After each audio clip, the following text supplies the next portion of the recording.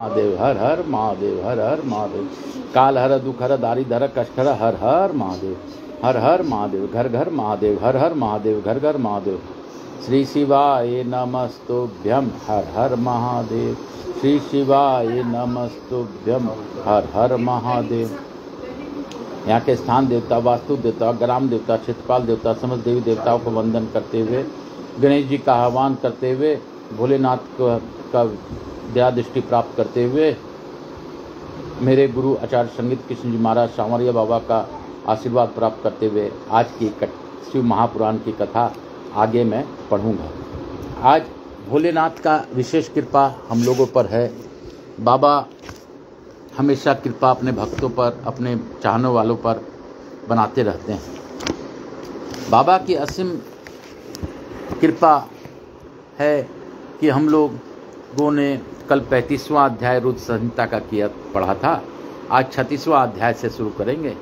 आज दिनांक 26 सितंबर 2023। मैं आकाश रगड़िया आपको सबको नमन करते हुए, वंदन करते हुए और आज की कथा प्रारंभ करता हूँ। उससे पूर्व थोड़ा सा नाम। श्री शिवाय नमस्तुभ्यम, हर हर महादेव। श्री शिवाय नमस्तुभ्यम, घर घर महादेव। श्री शिवाय नमस्तुभ्यम, हर हर महादेव, हर हर महादेव, घर घर महादेव। श्री शिवाय नमस्तुभ्यम, हर हर महादेव। शिव काशी, शिव काशी, काशी काशी, शिव काशी, शिव काशी, शिव काशी, काशी काशी, शिव काशी, हर हर महादेव। युद्ध में शिवगणों से पराजित हो देवताओं का पलायन, इंद्र आदि के पूछने पर बृहस्पति का रुद्रदेव की अजयता बताना, वीरभद्र का देवताओं के युद्ध के लिए ललकारना, श्री विष्णु और वीरभद्र की बातचीत। बोलो शंकर भगवान की जय। ब्रह्मा जी बोले, उस समय शिव तत्व रूपी आत्मवाद में रत विष्णु पर हंसते हुए इंद्र हाथ में गदा धारण कर देवताओं को साथ लेकर वीरभद्र से युद्ध करने के लिए तत्पर हो गए। उस समय इंद्र हाथी पर सवार हो गए, अग्नि भेड़ पर सवार हो गए, यम भैंसे पर चढ़ गए और निसृष्टि प्रेत पर सवार हो गए।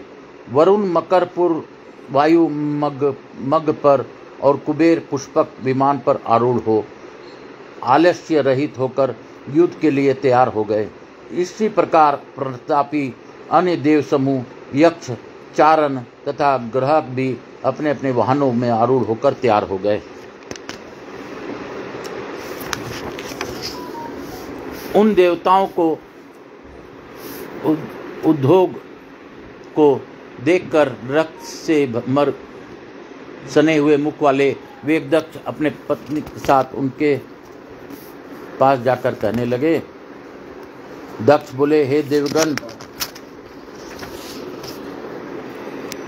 दक्ष बोले, हे देवगण, मैंने आप लोगों की ही बल से इस यज्ञ को प्रारंभ किया है, क्योंकि महातेजस्वी आप लोग ही सत्कर्म सिद्धि के लिए प्रमाण है। ब्रह्मा जी बोले, दक्ष के उस वचन को सुनकर इंद्र आदि सभी देवगण युद्ध करने के लिए तैयार हो निकल पड़े। तदंतर समस्त देवगण तथा इंद्र आदि लोकपाल शिव जी की माया से मोहित होकर अपनी अपनी सेनाओं के साथ लेकर युद्ध करने लगे। उस समय देवताओं तथा शिवगणों में महान युद्ध होने लगा। वे तीखे तोमर तथा बाणों से परस्पर युद्ध करने लगे। उस युद्ध महोत्सव में शंख तथा भेरियाँ बजने लगी और बड़े बड़े दुदुम्बियाँ, नगाड़े तथा डिंडिम आदि बजने लगे। उस महान सब में उत्साह से भरे हुए समस्त देवगण लोकपालों के साथ लेकर उन शिवगणों को मारने लगे। हे मुनिश्रेष्ठ, इंद्र आदि देवताओं एवं लोकपालों ने भृगु के मंत्र बल के प्रभाव से शिव जी के गणों को प्राण मुक्त कर दिया। उस समय याज्ञिक भृगु जी ने दीक्षा ग्रहण किए हुए दक्ष के तथा देवताओं के संतोष हेतु और यज्ञ की निर्विघ्न समाप्ति के लिए उन शिवगणों का उच्चाटन कर दिया। इस प्रकार अपने गणों को पराजित देखकर वीरभद्र क्रोध में भरे उठे और भूत प्रेत तथा पिशाचों को पीछे करके वे महाबली वीरभद्र बैल पर सवार हो सभी शिवगणों को आगे करके स्वयं त्रिशूल लेकर देवताओं को गिराने लगे। सभी देवगणों ने भी त्रिशूल के प्रहारों से स्थिरतापूर्वक देवताओं तथा साध्य गणों ग्रह को तथा चारणों का मार डाला। गणों ने तलवारों से कुछ देवताओं को 2 टुकड़े कर दिए, कुछ को मधुगरों से पीट डाला और कुछ को घायल कर दिया।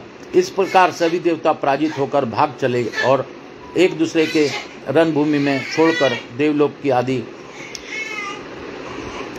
देवलोक को चले गए। उस अत्यंत भयानक युद्ध में महाबली इंद्र आदि लोकपाल ही धैर्य धारण करके उत्साहित होकर खड़े रहे।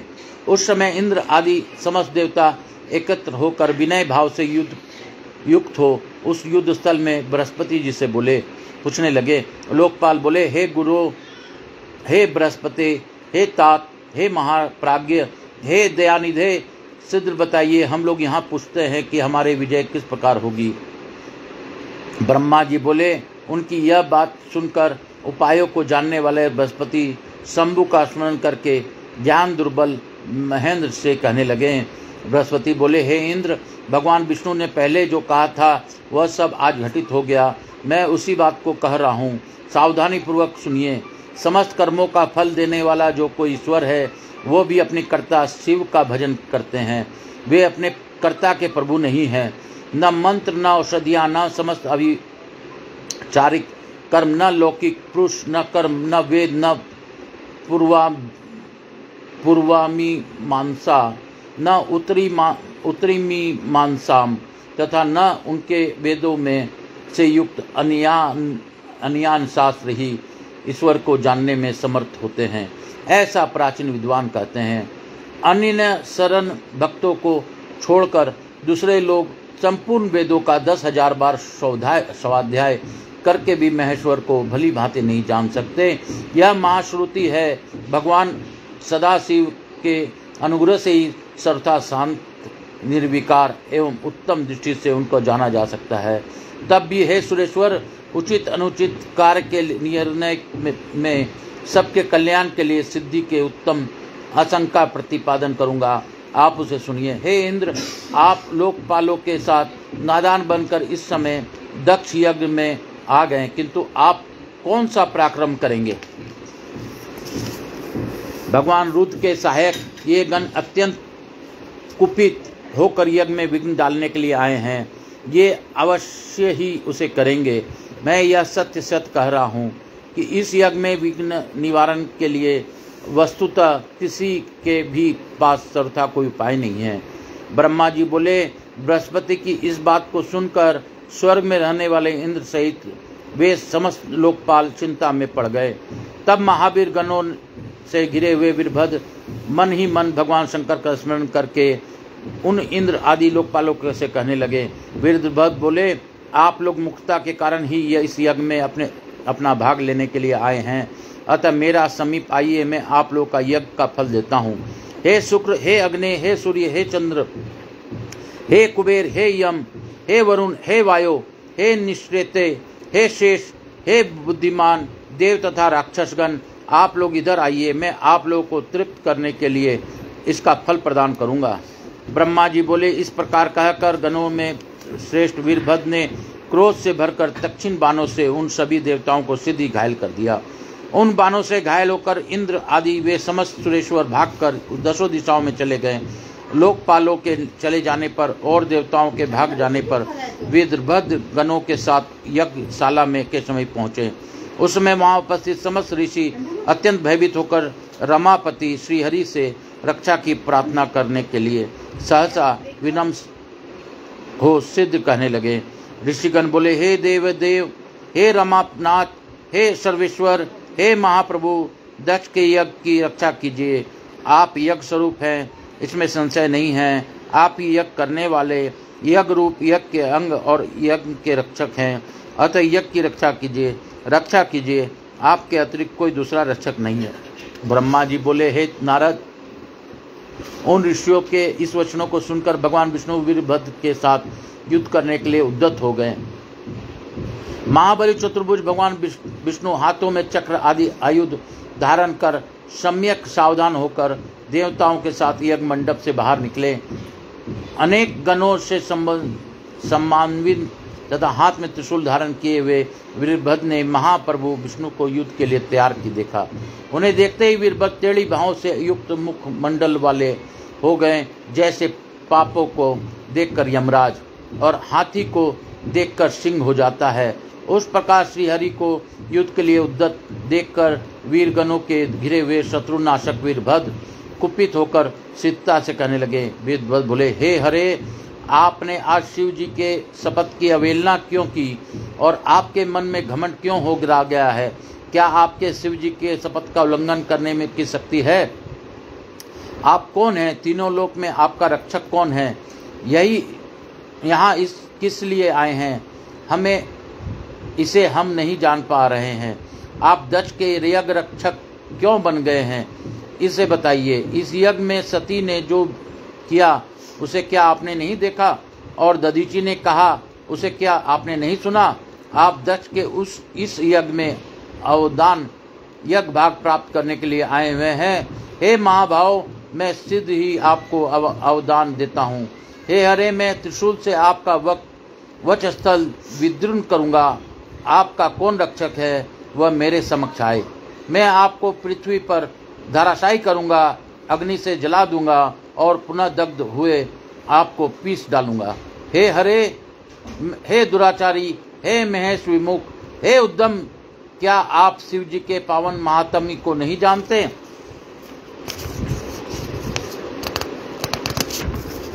फिर भी मैं, हे महाभाव, आप युद्ध की कामनाएं से आगे आए स्थित हैं। यदि आप इस युद्ध भूमि में खड़े रह गए हो तो आपको इस स्थान पर भेज दूंगा जहाँ से पुनः लौटना संभव नहीं है।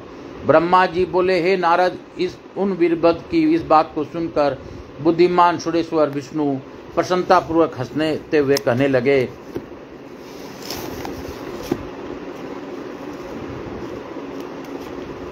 विष्णु बोले, हे वीरभद्र, आज आपके सामने मैं जो कह रहा हूँ उसको सुनिए। आप मुझे शंकर जी के सेवक रुद्र विमुख मत कहिए। कर्म में निष्ठा रखने वाले अज्ञानी इन दक्ष ने मुक्तावश पहले मुझसे यज्ञ के लिए बार बार प्रार्थना की थी। मैं भक्त के अधीन हूँ और वे भगवान महेश्वर भी भक्त के अधीन है। हे तात, दक्ष मेरे भक्त हैं, इसलिए मैं यज्ञ में आया हूँ। रुद्र के कोप से उत्पन्न होने वाले हे वीर, हे महान प्रताप के आलय, हे प्रभु, आप रुद्र तेज स्वरूप हैं। आप मेरी प्रतिज्ञा सुनिए। मैं यज्ञ की रक्षा के लिए आपसे युद्ध करूंगा और आप भी इस यज्ञ की विध्वंस के लिए मुझसे युद्ध कीजिए। जो होनहार होगा वह होगा, मैं अवश्य पराक्रम प्रकट करूंगा। ब्रह्मा जी बोले, विष्णु जी के इस प्रकार कहने पर महाभाव वीरभद्र ने हंसते हुए कहा,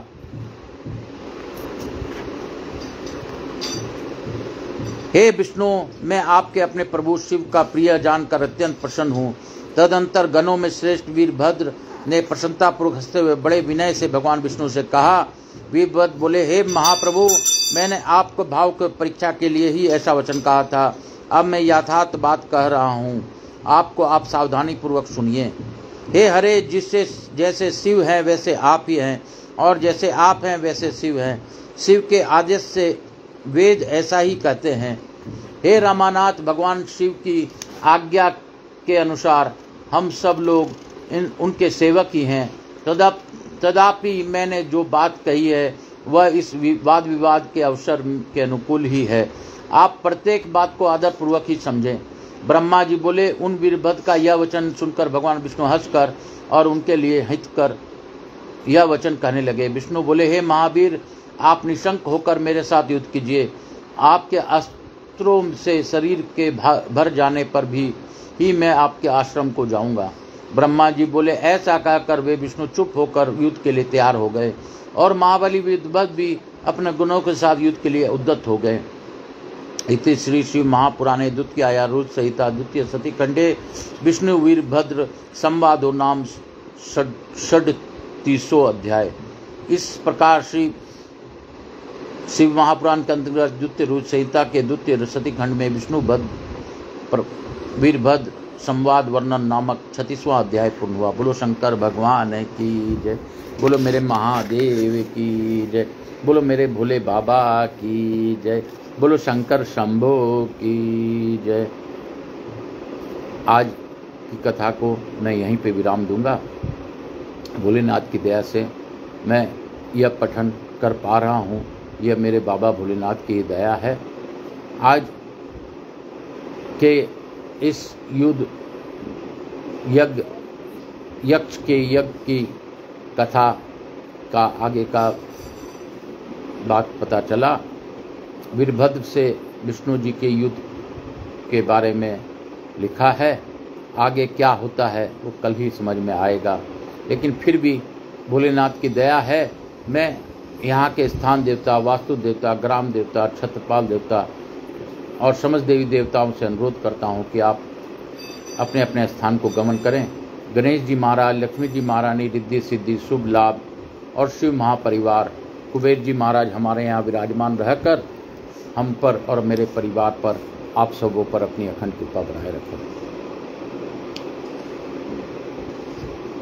जिस प्रकार शिव महापुराण के इस कथा में से भगवान भोलेनाथ का यह है कि शिव के नाम से ही सभी पापों का नष्ट हो जाता है, तो हम लोग एक प्रार्थना करते हुए आज की कथा को यहीं पे विराम दें। मैं जिस प्रकार करूं आप भी उस प्रकार प्रार्थना करें, जिससे कि आप सबों को भी ये शिव महापुराण का फल मिल सके। मैं आकाश राजगढ़िया बंसल गोत्र उत्पन्नो हम, उमा शंकर नारायणी देवी राजगढ़िया का पुत्र, सांवरिया बाबा आचार्य संगीत कृष्ण जी महाराज का शिष्य,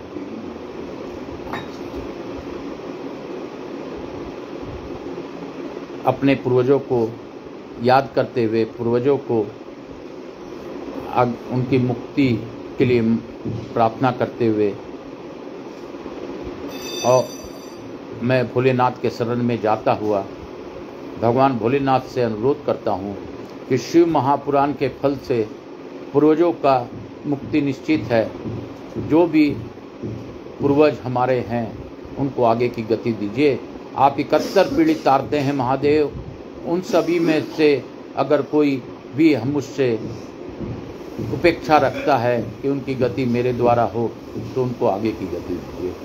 उसके अलावे भी मेरा कोई बंधु बांधव इष्ट मित्र कोई भी मुझसे मुक्ति की उपेक्षा रखता हो, उसे आगे की गति दीजिए महादेव।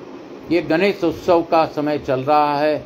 इस गणेश उत्सव में आप सपरिवार यहाँ पर रहकर, विराजमान रहकर लोगों का कल्याण करते हैं महादेव। उसी प्रकार मैं भी चाहता हूँ कि आप सभी का कल्याण करें। हमारे जीवन में बहुत सी घटनाएं होती रहती हैं महादेव, लेकिन आपके ही कृपा से सभी घटना सही से होती है। आप ही की कृपा बनी रहती है महादेव। हे भोलेनाथ, हे महादेव, मैं पुनः आपसे प्रार्थना करता हूँ कि जिस प्रकार आप दिनों दिन सभी का पाप को नाश कर रहे हैं, उस प्रकार इस कथा को सुनने वाले, इसे जानने वाले, इसे मात्र पहचानने वाले, मुझसे जुड़े हुए सभी लोगों पर अपनी अखंड कृपा बनाए रखें। इस कथा को सुनने मात्र से उनकी सभी कामनाएं पूर्ण हो, ऐसी कृपा बनाए रखें महादेव। मैं प्रयास करता हूँ, मैं प्रयास कर रहा हूँ कि आपके शरण में जाकर आपकी बात को जो मैं पढ़ूं वो आपके माध्यम से ही लोगों तक पहुंचा सकूं। हे भोलेनाथ, आप ही कर रहे हैं, आप ही करवा रहे हैं, आप ही सुन रहे हैं, आप ही सुना रहे हैं, ऐसी मेरी भाव है, इसे आप स्वीकार कीजिए। हे महादेव, मैं तो अबोध बालक हूँ, मांगना मेरा काम है, मैं रोज़ कुछ ना कुछ मांगते रहता हूँ।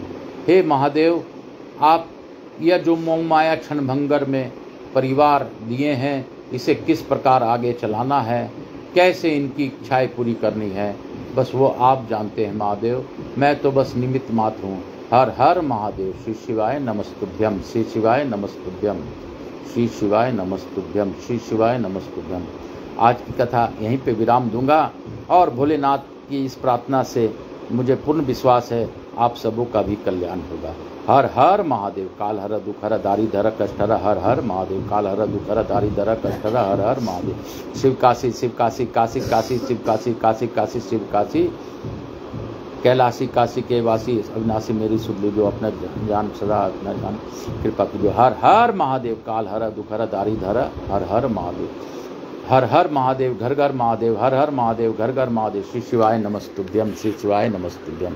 बोला सब दुख काटो मारा, हे शंभो सब दुख काटो मारा, हे कैलाशी सब दुख काटो मारा, हे बोला सब दुख काटो मारा। हर हर महादेव, हर हर महादेव।